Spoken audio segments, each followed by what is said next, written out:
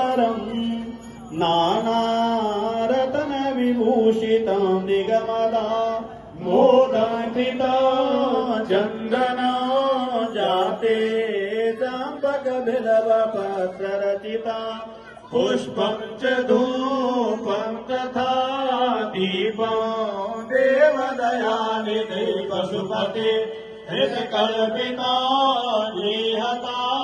सौवर्णे नवरत्नखण्डरचिते पात्रे कृता पायसा भक्ष्या पञ्चविधं पयोदधियुतं ब्रह्मफलं पानकं शाकानामजुतं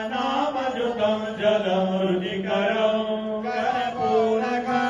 कर्पूरकाण्डोज्ज्वलं ताम्बूलं मनसा मया विरचितं भक्त्या प्रभो स्वीकुरु क्षत्र